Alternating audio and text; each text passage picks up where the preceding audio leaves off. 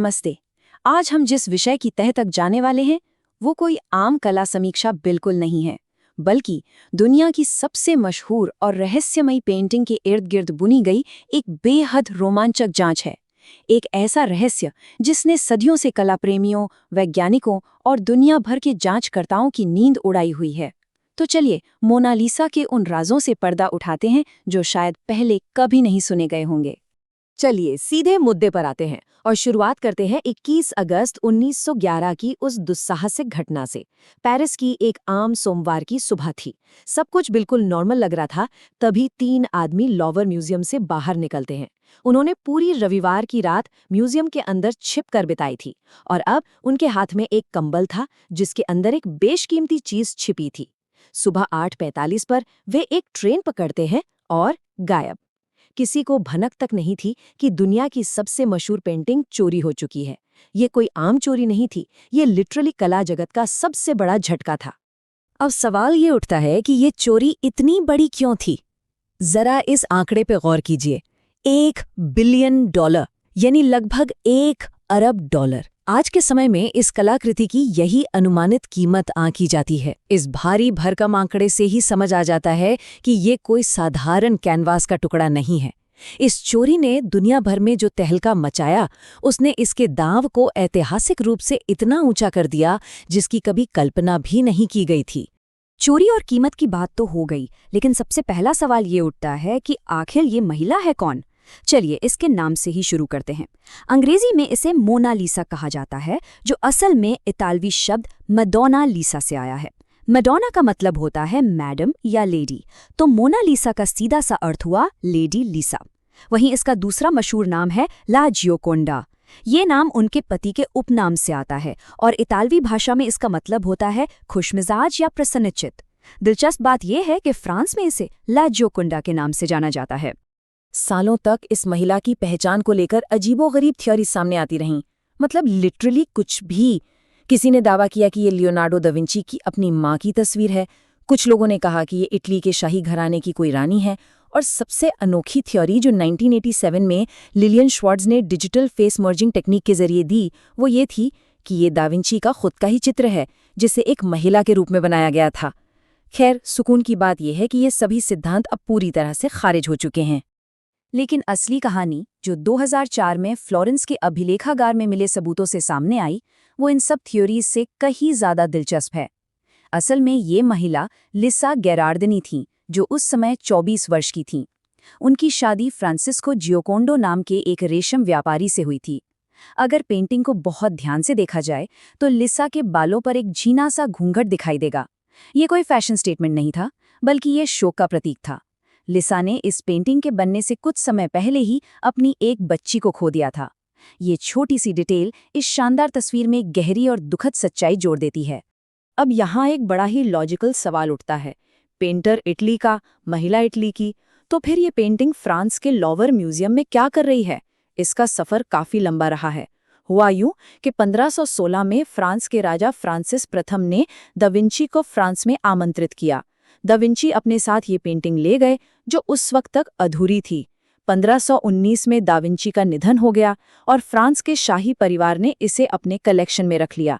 फिर 1797 में फ्रांसीसी क्रांति के बाद जब राजशाही खत्म हुई तो इसे लॉवर म्यूजियम को सौंप दिया गया। चलिए अब जरा इस मास्टरपीस की बनावट पर नजर डालते हैं। ज्यादातर महान पेंटिंग्स की तरह ये कैनवस या कागज पर नहीं बनी है, बल्कि इसे चिनार यानी पॉपुलर की लकड़ी पर उकेरा गया है। और जो बात सबसे ज्यादा हैरान करती है वो है इसका साइज। ये सिर्फ 77 सेंटीमीटर लंबी और 53 सेंटीमीटर चौड़ी है, मतलब काफी छोटी। लेकिन अपने समय में ये क्रांतिकारी थी, क्योंकि ये इटली की पहली ऐसी पेंटिंग थी जिसमें हाफ लेंथ पोर्ट्रेट शॉट का इस्तेमाल हुआ था, जहां सारा फोकस एकदम करीब से सिर्फ विषय पर था। और इसके रूप रंग को लेकर एक बहुत ही फनी किस्सा भी है। पेंटिंग को देखने पर इसमें काफी पीले और भूरे रंग दिखाई देते हैं। एक बार तो एक प्रोफेसर ने लिसा की पीली त्वचा देखकर मेडिकल निष्कर्ष निकाल लिया कि मोनालिसा को हाई कोलेस्ट्रॉल की बीमारी थी। लेकिन सच्चाई काफी साधारण है। लकड़ी को नमी से बचाने के लिए इस पर वार्निश की कई परतें चढ़ाई गई थी, जो समय के साथ पीली पड़ गईं। असल में ये पेंटिंग कभी काफी चमकदार और रंगीन हुआ करती थी। इस मास्टरपीस की असली जान दाविंची की एक खास तकनीक में बसती है, जिसे स्फुमातो कहते हैं। ये रंगों को आपस में ऐसे मिलाने की कला है जहां कोई भी स्पष्ट आउटलाइन या किनारा नहीं बचता। पीछे दिख रही इटली की अर्नो घाटी और मोनालिसा के बालों को देखिए। वे आपस में इतने स्मूथ तरीके से मिलते हैं कि ये बताना मुश्किल हो जाता है कि बैकग्राउंड कहाँ खत्म हो रहा है और लिसा कहाँ से शुरू हो रही है। इसी खास तकनीक ने इस पेंटिंग में जादू भर दिया। और अब बात करते हैं उस चीज की जिसने सबको सबसे ज्यादा कंफ्यूज किया है, वो मशहूर रहस्यमयी मुस्कान। इसके पीछे पक्का विज्ञान काम कर रहा है। हमारी आंख के रेटिना का केंद्र, जिसे फोविया कहते हैं, वो बारीक डिटेल्स देखता है। जब नजर सीधे लीसा के होठों पर पड़ती है तो होठों की सीधी सपाट रेखा दिखाई देती है और वो गंभीर नजर आती है। लेकिन जब नजर उसकी आंखों या बैकग्राउंड पर होती है तो आंख का पेरिफेरल विजन यानी बाहरी हिस्सा काम करता है। ये हिस्सा परछाइयों को बेहतर पकड़ता है और स्फुमातो तकनीक से बनी छाया ये महसूस कराती है जैसे वो अचानक मुस्कुरा रही है। ये सचमुच एक माइंड गेम है। और ये बात बहुत ही शानदार तरीके से दर्शाती है कि दाविंची अपने काम को लेकर किस हद तक जुनूनी थे। उन्होंने इस मुस्कान को परफेक्ट बनाने के लिए रात रात भर फ्लोरेंस के अस्पतालों में मृत शरीरों की त्वचा छीलकर चेहरे की मांसपेशियों का अध्ययन किया। उन्होंने इंसान और घोड़े दोनों की मांसपेशियों की तुलना की ताकि ये समझ सके कि होठों को हिलाने वाली नसों का जाल कैसे काम करता है। ये पागलपन की हद तक वैज्ञानिक समर्पण था जिसने कला का सबसे बड़ा चमत्कार रचा। लेकिन ठहरिए, हमारी ये जांच यहीं खत्म नहीं होती। क्या हो अगर मैं कहूं कि लूवर म्यूजियम की ये शानदार पेंटिंग पूरी कहानी है ही नहीं? क्या हो अगर कला की दुनिया में मोनालिसा अकेली ना हो? आइए इस कहानी के सबसे बड़े ट्विस्ट की तरफ मुड़ते हैं। ये पूरा सस्पेंस 1504 से शुरू होता है। उस समय के एक और महान कलाकार रैफेल ने कलम और स्याही से मोनालिसा का एक रफ स्केच बनाया था। लेकिन कला विशेषज्ञों का सिर तब चकरा गया जब उन्होंने देखा कि रैफेल के स्केच में मोनालिसा के पीछे दो स्पष्ट बड़े खंबे बने हुए थे, जो लोवर वाली पेंटिंग में सिरे से गायब है। अब रैफेल ने ये खंबे अपने कल्पना से तो नहीं बनाए होंगे, तो फिर उसने क्या देखा था? इस सवाल का जवाब 1914 में दुनिया के सामने आया, जब लंदन के पास जॉन आर एयर ने एक दूसरी मोनालिसा की खोज की। इसे आइलवर्थ मोनालिसा कहा जाता है। इन दोनों की तुलना करें तो ये दूसरी मोनालिसा काफी कम उम्र की दिखती है। उसका सिर थोड़ा आगे की ओर झुका है। सबसे बड़ी बात, उसके चेहरे पर वो रहस्यमयी मुस्कान नहीं है, बल्कि हावभाव बिल्कुल स्पष्ट हैं। और सबसे अहम सुराग, इसके बैकग्राउंड में ठीक वही दो खंबे मौजूद हैं जो राफेल के 1504 के स्केच में थे। इस खोज ने कला विशेषज्ञों को दो खेमों में बांट दिया है। पहला सिद्धांत ये कहता है कि दाविंची असल में दो अलग अलग मोनालिसा पर काम कर रहे थे और ये आइलवर्थ संस्करण उनका पहला शुरुआती प्रयोग था, इसीलिए महिला युवा दिख रही है। वहीं दूसरा सिद्धांत मानता है कि दाविंची ने इस दूसरी पेंटिंग का केवल चेहरा और हाथ बनाए थे और बैकग्राउंड बनाने का काम अपने किसी जूनियर असिस्टेंट या प्रशिक्षु पर छोड़ दिया था। दोनों पक्षों के अपने अपने मजबूत तर्क हैं और आज तक ये बहस आधिकारिक तौर पर अनसुलझी है। खैर, वापस चलते हैं हमारे उस चोर विंसेंजो पेरूजिया के पास, जिससे हमने शुरुआत की थी। पेरूजिया ने पेंटिंग चुरा तो ली, लेकिन उसे पूरे 2 साल तक अपने घर के एक संदूक में छिपा कर रखना पड़ा। मीडिया में इतना हंगामा हुआ कि वो इसे कहीं बाहर ले जा ही नहीं सका। आखिर में उसका धैर्य टूट गया और उसने फ्लोरेंस के एक आर्ट डीलर जोवानी पोगी को इसे बेचने की कोशिश की। पोगी ने होशियारी से लोवर की मोहर जांची और तुरंत पुलिस को बुला लिया।